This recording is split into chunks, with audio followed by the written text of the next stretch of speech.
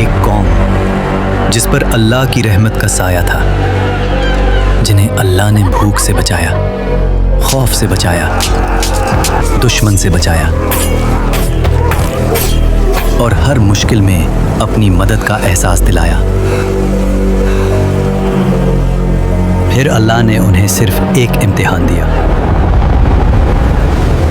امتحان چھوٹا تھا لیکن صبر سے بھرا ہوا۔ ہم اللہ کے حکم کو نہیں توڑیں گے، بس گھما پھرا کر اپنا فائدہ نکال لیں گے۔ اور یہیں سے رحمت کا راستہ بند ہوا۔ پھر ایک رات اللہ کا فیصلہ اترا۔ نہ طوفان آیا، نہ بجلی گری، نہ زمین پھٹی، اور جب صبح ہوئی تو وہ پوری قوم انسان نہیں رہی۔ جو کل تک اللہ کے سب سے قریب تھے، آج وہ قوم بندر بن چکی تھی۔ حضرت موسیٰ علیہ السلام کے بعد بنی اسرائیل کی ایک قوم سمندر کے کنارے اعلاہ میں رہتی تھی۔ یہاں کا منظر اللہ کی نعمتوں سے بھرا تھا۔ سمندر کی ٹھنڈی ہوا، دھوپ اور لہروں کی میٹھی خوشبو، ہر ایک کونا جیسے سکون اور برکت سے روشن تھا۔ یہ لوگ اللہ کے نام سے واقف تھے، اس کے احکام جانتے تھے، لیکن دلوں میں ایک پرانی عادت زندہ تھی۔ یہ قوم پہلے بھی وعدہ کرتی تھی اور پھر اسے اپنی سہولت کے مطابق توڑ دیتی تھی۔ ایک وعدہ توڑنے سے کیا ہوگا؟ ہم بعد میں اللہ سے معافی مانگ لیں گے۔ زبان سے اطاعت اور عمل میں چالاکی۔ اس قوم کے بزرگ کہتے، ہم اللہ کے منتخب کیے ہوئے لوگ ہیں، ہم پر پابندی کیوں لگائی گئی؟ پابندی نہیں، یہ امتحان ہے اور ہمیں اللہ پر یقین رکھنا چاہیے۔ اللہ نے ان کے حال کو دیکھ کر ان پر ایک ایسا امتحان رکھا جو ان کے دل کا راز کھول دے۔ اس لیے ان پر پابندی لگائی گئی صرف سبت یعنی ہفتے کے دن کی۔ اللہ نے اس قوم سے کہا، صرف ہفتے کے دن اپنی تجارت چھوڑ دو، اپنی مشغولیت چھوڑ دو اور صرف میری عبادت کرو۔ شہر میں آواز پھیلی، ایک شخص بولا، صرف ایک دن کی بات ہے، اللہ کے لیے رک جائیں گے۔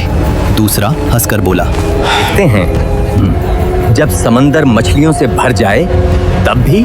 اور پھر امتحان نے اپنی شکل دکھائی۔ جس دن شکار منع تھا اسی دن سمندر مچھلیوں سے ابل گیا۔ تازی موٹی مچھلیاں جیسے خود کنارے تک آ کر کہہ رہی ہوں، ہمارا شکار کرو۔ ایسا پہلے کبھی نہیں ہوا، یہ اللہ کا امتحان ہے۔ رات کا اندھیرا شہر پر چھا گیا۔ گھروں کے اندر لوگ پریشان تھے۔ ایک چھوٹی سی خطا بھی لمبے جھگڑے میں بدل جاتی تھی۔ مچھلیوں کے شکار نہ ہونے کی وجہ سے گھر میں روز جھگڑے ہو رہے ہیں۔ تبھی ایک خاموشی میں شیطان نے ان کے دلوں پہ حملہ کیا۔ یہ دن صرف ایک راستہ روکتا ہے، چالاکی دکھاؤ اور اللہ کے حکم کو گھما پھرا کر اپنا فائدہ نکالو۔ لوگ آپس میں ایک دوسرے کی طرف دیکھتے ہیں اور ان کے چہروں پر ایک ایسی مسکراہٹ ابھر آتی ہے جو انہیں ایک بڑے عذاب کی طرف کھینچنے والی تھی۔ ایک آدمی نے بولا، ہمیں کچھ ایسا کرنا ہوگا کہ ہفتے کے دن مچھلیاں کسی جال میں پھنس جائیں اور ہمیں کچھ نہ کرنا پڑے۔ دوسرا شخص فوراً بولا، بس نالیاں نکال دیں گے، مچھلیاں خود جال میں پھنس جائیں گی اور پھر اتوار کو نکال دیں گے۔ اللہ بھی خوش ہو جائے اور ہم بھی۔ اور پھر وہ لوگ سمندر کے کنارے گئے، نالیاں کھودنا شروع کی، جال بچھایا اور اپنی چالاکی سے راستہ نکال لیا۔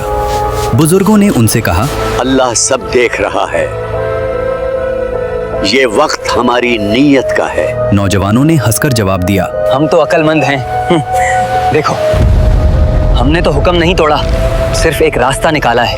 لیکن انہیں یاد نہیں تھا کہ چالاکی اور گناہ کا امتحان اللہ کے سامنے کبھی چھپا نہیں رہتا۔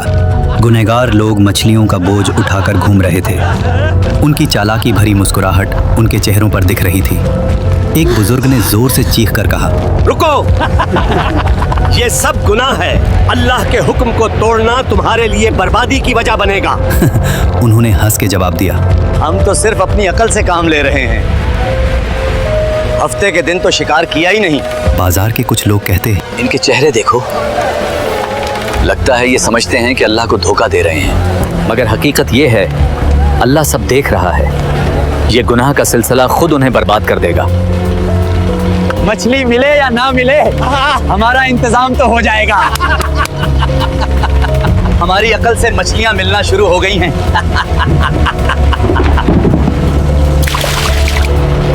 हमें इन नाफरमान लोगों से अलग होना पड़ेगा, कहीं हम पर भी अजाब ना आ जाए। शहर के लोग 3 हिस्सों में बंट गए। पहला हिस्सा गुनहगार, वो लोग जो चालाकी और हीला साजी में लगे हुए थे और खुद को बहुत अक्लमंद समझते थे। दूसरा हिस्सा नेक लोग, वो जो चीख चीख कर सबको रोक रहे थे और हर किसी को अल्लाह के अजाब का खौफ समझा रहे थे। तीसरा हिस्सा खामोश लोगों का, वो लोग जो न रोक रहे थे न समझा रहे थे, सिर्फ देख रहे थे।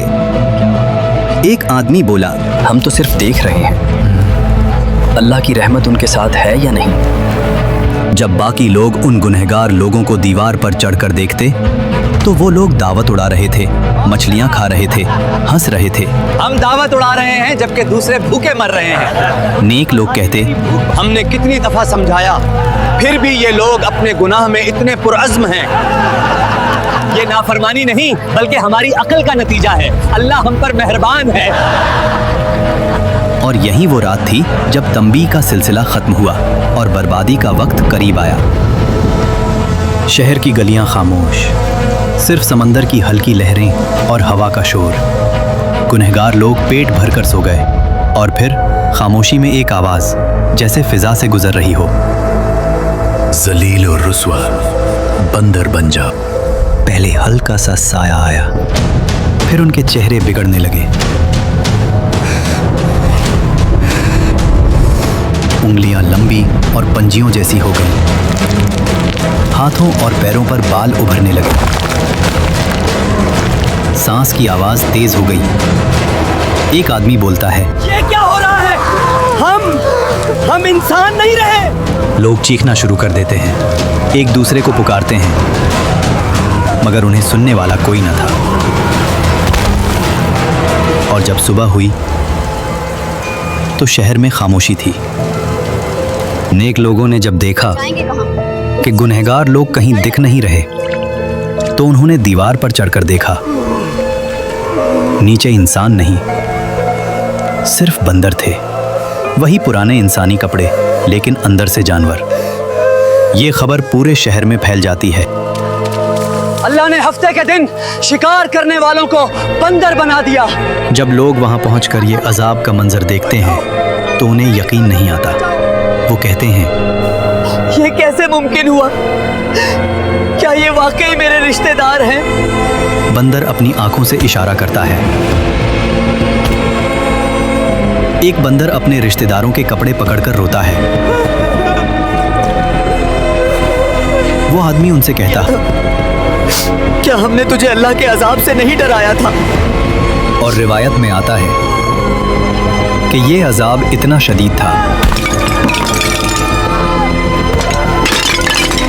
कि ये लोग 3 दिन से ज्यादा जिंदा ना रह सके, ना खाए ना पिए, बस तड़प तड़प कर खत्म हो गए।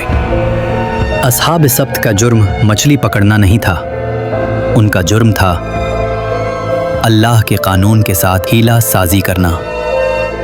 आज भी हम कहते हैं, सूद एक प्रॉफिट है, रिश्वत सिर्फ तोहफा है और झूठ एक मार्केटिंग टेक्निक।